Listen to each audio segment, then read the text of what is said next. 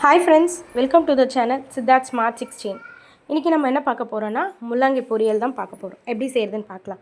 First முள்ளங்கியை நீட்டாக தோல் சீவிட்டு சின்ன சின்னதாக கட் பண்ணி வச்சுக்கலாம்.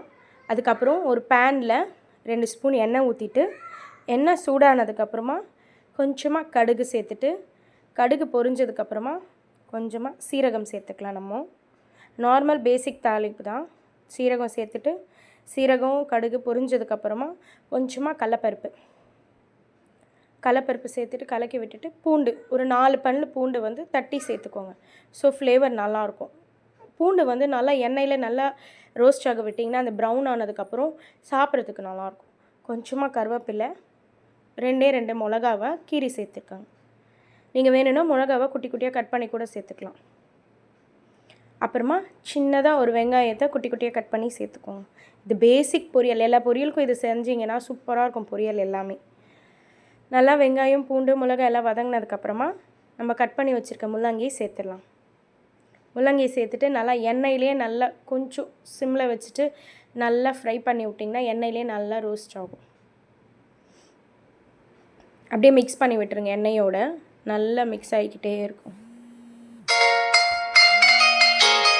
மிக்ஸ் ஆகிட்டே இருக்கும்போது மிக்ஸ் ஆனதுக்கப்புறம் நம்ம கொஞ்சமாக உப்பு அதெல்லாம் சேர்த்துக்கலாம். 1 ஸ்பூன் உப்பு உங்கள் டேஸ்ட்டுக்கு ஏற்ற மாதிரி கொஞ்சமாக உப்பு சேர்த்துக்கோங்க. உப்பு போட்டு மிக்ஸ் ஆனதுக்கப்புறமா கொஞ்சமாக மஞ்சத்தூள் சேர்த்துக்கலாம். நம்ம மஞ்சத்தூளும் சேர்த்து நல்லா மிக்ஸ் பண்ணி விட்டுட்டு கொஞ்சமாக அதை வந்து நல்லா ஃப்ரை பண்ண வச்சுட்டு ஃப்ரை ஆனதுக்கப்புறமா தண்ணி ஊற்றி மூடி போட்டு வச்சிடலாம். தண்ணி ஊற்றி மூடி போட்டு வச்சிங்கன்னா 5 மினிட்ஸ் நல்லா அப்படியே ரோஸ்ட் ஆகிடும். வெந்துடும். ஆக்சுவலாக முள்ளங்கி நல்லா வந்துடும்.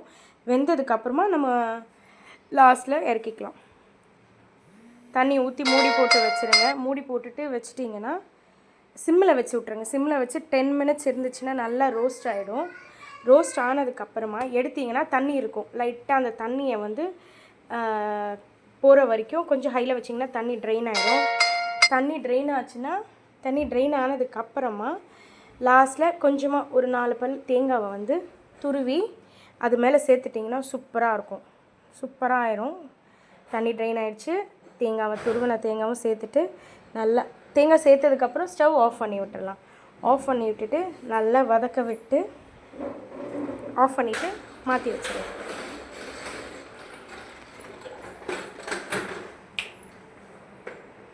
வதக்க விட்டுட்டிங்கன்னா அவ்வளோதான். சூப்பரான முள்ளங்கி பொரியல் ரெடி.